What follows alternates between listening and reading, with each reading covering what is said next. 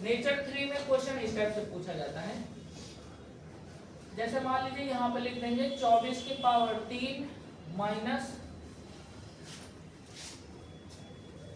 24 की power 3 minus 15 की power 3 9 की पावर 3 के कुल गुणनखंडों की संख्या ज्ञात करें।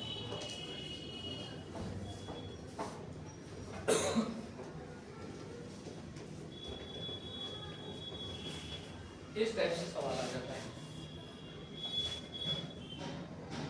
अब देखिए अगर क्यूब याद है तो 24 का क्यूब आप निकाल के रख लो, 15 का क्यूब जैसे 33 75, 9 का क्यूब 729, और इनको कैलकुलेट कर लो और फिर गुणनखंड कर ले, भाजकों में बदल कर पावर में एक जोड़ के गुणा कर दें। लेकिन ये कोई छोटा टास्क नहीं कि आप क्यूब अलग अलग निकालें, जैसे 24 का क्यूब नहीं याद होगा तो नहीं याद भी हमें टेक्निकली निकालना पड़ेगा, और निकालने में फिर इसको टाइम बहुत वेस्ट हो जाएगा। तो इसके लिए फंडामेंटल ये निश्चित एक फॉर्मूला पर सवाल पूछा जाता है, और वो है ये वाला a cube plus B cube plus C cube बराबर a plus B plus C bracket में a square plus B square plus C square minus A B minus B C minus A, और यहाँ पर प्लस 3abc। ये पूरा complete formula होता है इसका a क्यूब बी क्यूब और सी क्यूब का। लेकिन पूरे पर पूछा नहीं जाता है, ये सवाल पूछा जाता है कि यदि इस कंडीशन पर पूछा जाता है कि यदि a प्लस बी प्लस सी 0 हो रहा है, यानी इन तीनों का योग 0 के बराबर हो जाए। अगर 0 हो जाए ये पूरा, तो बताइए ये पूरा यहाँ तक 0 हो जाएगा कि नहीं। अब प्लस के बाद फिर 0 प्लस 3abc यानी 3abc, यानी अगर ये 0 है तो a cube plus B cube plus C cube बराबर कितने के बराबर हो जाएगा, 3abc के बराबर हो जाएगा। अलजेब्रा का ये फॉर्मूला है, तो ये ज्यादा कंफर्टेबल रहेगा कैलकुलेशन में। अब आप देखो अगर हम ये 3 हटा दें तो 24 माइनस 15 माइनस 9, जिसको हम इसको a मान लेंगे, इसको b मान लेंगे, इसको c मान लेंगे, तो तीनों का अगर हम टोटल करके देखें तो यहाँ पर कितना आ रहा है, 0 आ रहा है ना। 24 माइनस 15 माइनस 9, माइनस 15 माइनस 9 कितना हो जाएगा, माइनस में 24, 24 माइनस 24 कितना हो जाएगा, 0।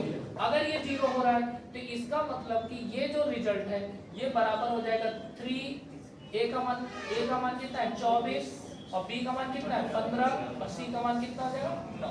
वैसे यहाँ पर माइनस 15 माइनस 9 होगा गुणे में, लेकिन माइनस माइनस का गुणा क्या हो जाता है, प्लस हो जाता है, मत लिखिए उसको। अब इनको आप अभाज्य भाजकों के रूप में अरेंज कर लें। इसको लिखेंगे 2 की पावर 3 गुणे 3, 8 3 24 होता है ना, तो 8 को क्या लिख सकते हो 2 की पावर 3 गुणे 3। इसको क्या लिख सकते हैं आप 3 गुणे 5, इसको आप लिख सकते हैं 3 गुणे 3। अब आप कंप्लीटली इसको अभाज्य के रूप में कन्वर्ट कर लें।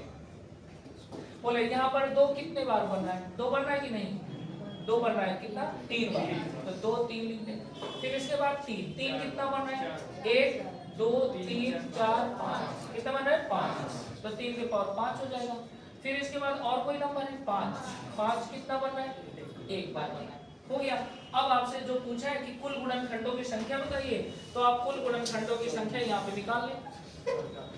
इसके आधार पर कुल गुणनखंडों की संख्या यानी पावर में एक एक जोड़ ले, तो यहाँ पर पावर में जोड़ेंगे तो कितना हो जाएगा 4, पावर को एक एक से बढ़ा दें, और यहाँ पर 4 से 6, और फिर कितना 2, 4 से 24 तो नहीं 48, इसका आंसर हो जाएगा 48।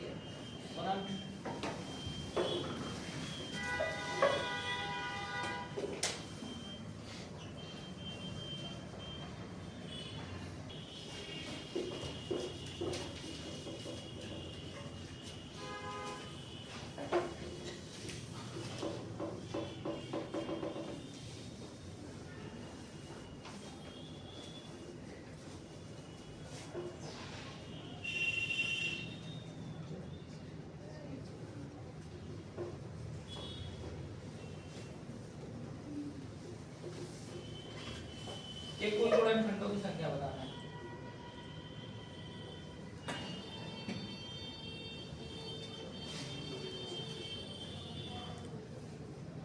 क्या a प्लस बी प्लस सी बराबर 0 हो रहा है, तो a का मान यहाँ पर 39 है, b का मान माइनस 24 है, माइनस 15 है, आप चेक करोगे तो 0 हो जाएगा। और जब 0 हो जाएगा तो यहाँ पर आप लिख सकते हो कि a यानी इसको डायरेक्ट लिख देना है 39 cube minus 24 cube minus 15 cube बराबर 3 ABC। 3 ABC मतलब 39, 24 एंड 15। ठीक है, यहाँ पर इसको लिखेंगे 3 गुणे कितना 13, 33 से 39 होता है। 24 को क्या लिखेंगे 2 के पावर 3 गुणे 3 के पावर 1 गुणे 3 गुणे इसको क्या लिखेंगे 3 गुणे 5। तो यहाँ पर 3 कितनी बार है, पहले 2 देख लो, 2 है क्या कहीं पे, हाँ है, तो 2 के पावर कितना 3, 1 2 3 4, 3 के पावर कितना 4, फिर 5 कितना बार है 1 बार, 13 कितनी बार है 1 बार। अगर इसमें पूछा जाए कि अभाज्य भाजकों की कितनी संख्या है, तो अभाज्य भाजक है 4। कितने अभाज्य भाजक है, अगर पूछा जाए find the unique prime divisor, your answer will be 4। कौन कौन सा 2 3 5 एंड 13। बट बोला है यहाँ पर कि कुल गुणनखंडों की संख्या बताइए, तो यहाँ पर टोटल नंबर ऑफ फैक्टर्स हो जाएंगे, टोटल नंबर ऑफ फैक्टर्स यानी कुल गुणनखंडों की संख्या। तो आपको पावर में एक एक बढ़ा के गुणा करना है, ये पावर जो लिखी है सब में एक एक बढ़ा दो। 3 कितना हो जाएगा 4, 4 कितना हो जाएगा 5, 1 कितना 2, 4 5 20 दूनी 40 तो नहीं 80, यानी हो गया करेक्ट आंसर। ठीक है, तो इस नेचर की बात समझ में आ गई ना, 2 सवाल हो गए। अगला नेचर बदल दो, नेचर 4। अब यहाँ पर नेचर 4 डाल दें।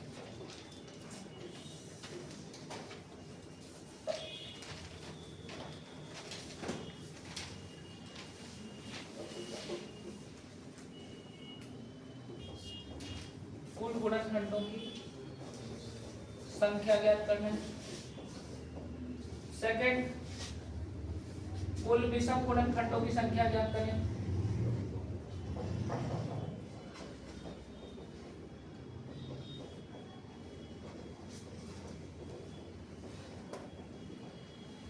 और थर्ड है कुल सम गुणनखंडों की संख्या ज्ञात करें।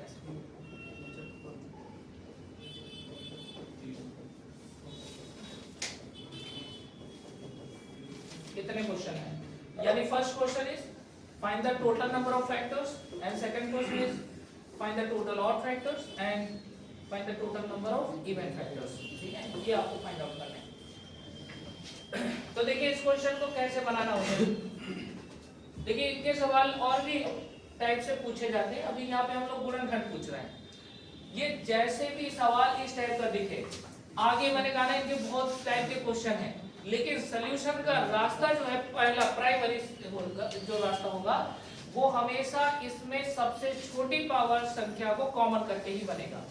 मतलब स्टार्ट आपको कभी भी इस तरह की प्रॉब्लम दिख जाए तो सबसे पहले काम क्या करना है कि इनमें जो सबसे छोटी पावर की संख्या उसको कॉमन करें। कॉमन का मतलब यहाँ पर जैसे सबसे छोटा पावर कौन है 3 के पावर 99, तो इसको बाहर कर दें। जिसको आप बाहर किए उसी का सब में भाग दे दें। ठीक है, तो भाग दोगे जैसे 3 के पावर 102 में भाग दोगे 3 के पावर 99 का, आपको पता है बेस इक्वल होती है तो घातें क्या हो जाती है घट जाती है। तो यहाँ पर 102 में 99 घटाएंगे तो कितना बचेगा 3। तो यानी पावर का डिफरेंस लिखना है आपको। ठीक है, तो हर बार इसका जब भागते हैं तो पावर का डिफरेंस लिख देना है। अब जैसे इसका भाग दोगे इस वाले नंबर में तो 3 के पावर कितना बचेगा 2, फिर इसका भाग दोगे इस नंबर में तो 3 के पावर कितना है 1, और जब इसका भाग इसमें दोगे तो पूरा पूरा कट जाएगा तो कितना बचेगा 1 बचेगा ना। 3 की पावर अगर हम 3 के पावर 99 में 3 के पावर 99 का भाग दें तो पूरा पूरा कट जाएगा तो बचेगा कितना 1। आगे थोड़ा और सॉल्व कर लेते हैं। 3 के पावर ये 99, ये कितना हो जाएगा 27 प्लस 9 प्लस 3 प्लस 1। अब ये टोटल अगर आप इसको और सॉल्व करेंगे तो ये बन जाएगा 3 के पावर 99 मल्टीप्लाई 27 में 3 जोड़े कितना 30 और 9 1 10, तो टोटल कितना 40। अभी 40 डिविजिबल नंबर है तो इसको भी आप अभाज्य भाजकों में 5 × 40 होता है 5 × 40, 2 की पावर 3 गुणे कितना 5 की पावर 1 हो जाएगा। अब क्लियरली आप इसको लिख सकते हो 2 की पावर 3 है, 3 के पावर 99 और 5 के पावर कितना 1। ये पूरा बन गया हमारा पूरा, इसका तोड़ के हमने इसको बना लिया इस फॉर्मेट में जो अभाज्य भाजकों के रूप में। ये -1 नहीं प्लस 5 पावर 1 है। अब इसको सॉल्व कर लें। यहाँ पर कुल गुणनखंड बोला है तो जितने भी प्राइम नंबर है उनकी जो पावर है उनमें एक एक जोड़ के गुणा करते हैं। तो ये हो जाएगा 3 + 1 और ये हो जाएगा 99 + 1 और ये हो जाएगा 1 + 1। तो 3 1 4, 4 2 नहीं 8, 8 और गुणे कितना 100, तो कितना हो जाएगा 800, यानी इसमें टोटल 800 फैक्टर होंगे। कुल विषम गुणनखंडों की संख्या बोला है। कुल विषम गुणनखंड में कौन से नंबर लेना है, विषम नंबर। तो विषम में आपके कितने हैं, 1 और 2 ये नंबर है, तो कितना हो जाएगा 99 + 1 और 1 + 1, तो कितना हो जाएगा 200। और सम गुणनखंड में क्या लेना है, केवल पावर जो लिखा है 3, बाकी आपको 99 में 1 जोड़ना है विषम वाले में और 1 में 1 जोड़ना है, तो गुणा कर देंगे यहाँ पर 2 200 2 3 600, तो आंसर कितना 600 हो गया आंसर।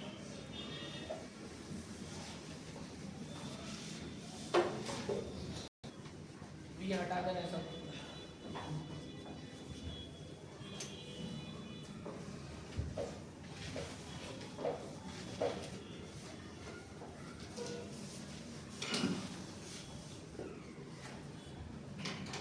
छह की पावर 12, 6 की पावर 11, 6 की पावर 9, इसमें ये 3 प्रश्न का आंसर देना।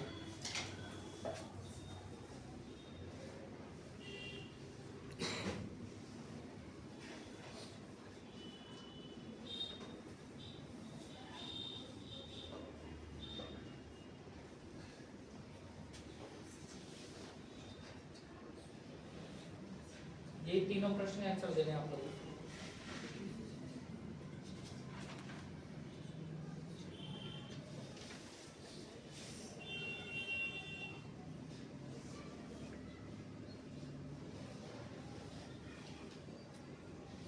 बनाना है।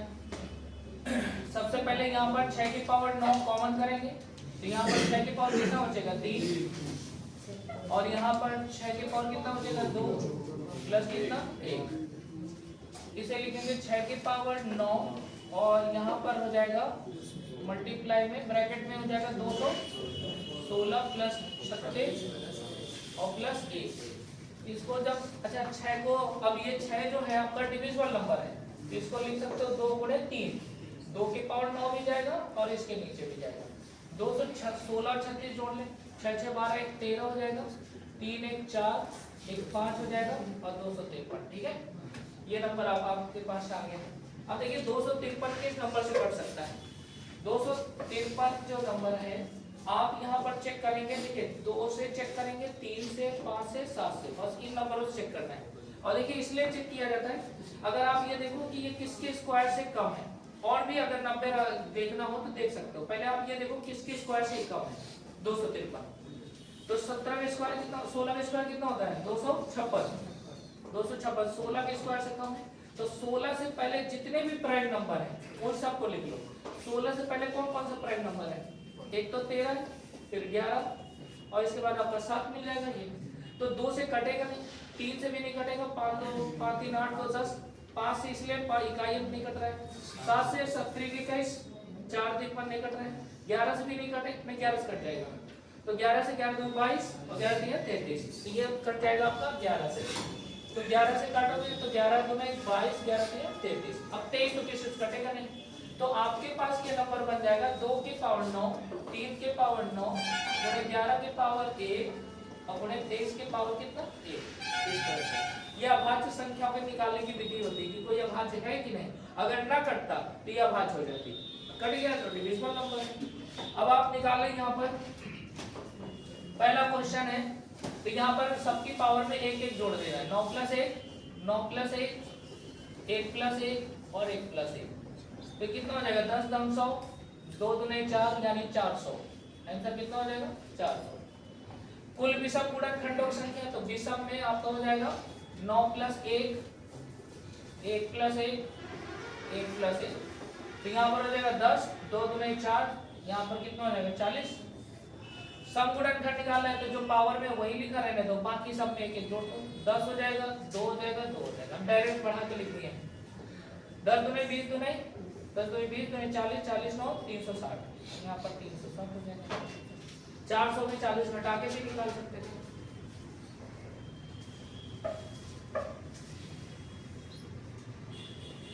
पेज नंबर 18 में 59 नंबर है। ऑन कर देते।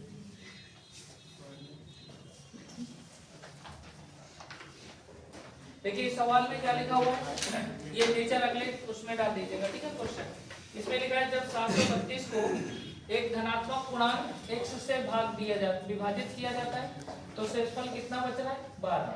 तो x के कितने मान होंगे ऐसा पूछा है। देखिए सवाल में 732 में भाग देना है x से और यहाँ पर शेषफल बोला है कितना बचना चाहिए 12। अच्छा यहाँ पर जो नंबर लिखा होता है इसको हम लोग क्या बोलते हैं, भाजक, डिवाइजर यानी, ठीक है, भाजक बोलते हैं। अब पूछा है कि x के मान बताइए, मतलब x के संभावित हल बताइए या x का मान बताइए, x कितने होंगे। तो यहाँ पर सीधा सीधा ना पूछ के वो घुमा के पूछा है, पूछ रहा है भाजकों की संख्या। यहाँ पर x क्या है भाजक, तो कितने भाजक हो सकते हैं जिसका भाग देने पर 12 से शेषफल बचेगा। तो कितने भाजक होने का मतलब है भाजकों की कुल संख्या ज्ञात कीजिए। तो अब भाजकों की संख्या ज्ञात करने के लिए कि यहाँ पर ऐसा कौन से नंबर हो सकते हैं जो इसको काट सके पूरी तरह से। अभी तो यहाँ पर बात हो रही कि 12 शेषफल बचे, तो आप ना पहले वो संख्या निकालो जो डिविजिबल हो। तो x से डिविजिबल नंबर क्या होगा, x से डिविजिबल नंबर होगा 732 माइनस कितना 12, शेषफल हटा दो तो जो बचेगा नंबर वो 7 इससे कटने वाले होंगे। तो 700 कितना हो जाएगा 20। अब आपके पास काम बचे है कि 720 को अभाज्य भाजकों में चेंज करें और इसके कुल भाजक निकालो, कितने भाजक हो सकते हैं। तो 720 के कुल भाजक सॉरी 720 के कुल भाजकों की संख्या, कुल भाजकों की संख्या निकालना है, कितने हो जाएंगे कुल भाजक इन द सेंस कि इस पहले 720 1 से कटेगा, फिर 2 से 3 से 4 से, ऐसे कितने नंबरों से कट सकता है। तो आप इसके लिए जो शॉर्टकट तरीका मैंने बताया था वो लगा दो। 720 के गुणनखंड कर लो, 72 गुणे कितना 10, 72 को क्या लिख सकते हो 9 गुणे 8, 10 को क्या लिख सकते हो 2 गुणे 5। इस टाइप से आसानी से बना लो। तो यहाँ पर कितना हो जाएगा 2 8 16, 2 के पावर कितना 4, 3 का कितना स्क्वायर, 5 के पावर कितना 1। तो यहाँ पर कुल गुणनखंड कितने हो जाएंगे, कुल भाजक, कुल भाजक पावर में 1 1 बढ़ा दो 5, इनमें पावर में 1 1 बढ़ा देना है। तो 5 गुणे 3 गुणे कितना 2, 5 या 15 गुणे 30 मान हो सकते हैं x के। लेकिन जब ऑप्शन आप देखोगे ना तो 18 16 19 20 है ना, 30 तो आ नहीं गए। लेकिन ये जो कुल भाजक है ना ये 1 से लेकर कहां तक है, जहां तक ये नंबर कट रहा होगा 720 तक, ठीक है, वहां तक है। हमें यहाँ पर ये भी शर्त है कि 12 शेषफल बचना चाहिए। अगर आप एक यहाँ पर x की जगह रखोगे तो क्या एक का भाग देने पर 12 शेषफल बचेगा, आप सोचो नहीं बचेगा। तो हमें यहाँ पर ये रूल लगाना होगा कि जो हम x का मान लेंगे वो 12 से क्या होना चाहिए, बड़ा होना चाहिए, क्योंकि भाजक सदैव शेषफल से बड़ा होता है। Divisor will always greater than remainder. तो इस बात को हमें समझ के चलना है। तो हमें पहले यहाँ पर ये देखना है कि 720 को कौन से ऐसे नंबर हैं जो 12 तक काट रहे हैं। तो पहला तो नंबर 1 काट रहा है, 720 को आप देख लो इजीली कट जाएगा। 2 से विभाजित है 720, कट रहा है ना। 3 से भी कट जाएगा, कट जाएगा 3 से 24 3 72 होता है, 3 से कट जाएगा। इसके बाद 4 से भी कट जाएगा, आखिरी 2 4 से कट जाए, समझो पूरी संख्या 4 से कट जाए। 5 से भी कट जाएगा क्योंकि इकाई 0 है, ये 5 तो 5 से कट जाएगा। 6 से भी कटेगा कि नहीं, कट जाएगा। 7 से नहीं कटेगा, 8 से, 9 से, 10 से, 11 से नहीं कटेगा, 12 से, बस यहीं तक लेना है। अब आगे मत भागते चले जाना क्योंकि भाजक 12 से बड़ा तो हो ही सकता है, तो इतने भाजक नहीं हो सकते, ठीक है। तो ये x के मान नहीं हो सकते, x के मान नहीं हो सकते हैं और इसका एक्सप्लेनेशन ऊपर लिख चुके हैं, नहीं हो सकते क्योंकि x का मान 12 से बड़ा होना चाहिए। तो अब यहाँ पर हम लिखेंगे तो यही पे लिख दे रहे हैं, है ना। तो x के संभावित मान कितने होंगे, संभावित मान, x के संभावित मान, तो यहाँ पर x के संभावित मान आप लिखोगे। कुल भाजक कितने थे 30, 30 में से ये 10 भाजक हो गए हैं, तो टोटल कितने बनेंगे 20। ये करेक्ट आंसर होंगे, टोटल 10 भाजक हैं। ये 10 भाजक x के मान नहीं हो सकते, तो करेक्ट आंसर कौन हो जाएगा, डी। थोड़ा बड़ा है लेकिन सवाल ऐसे ही बनेगा ये।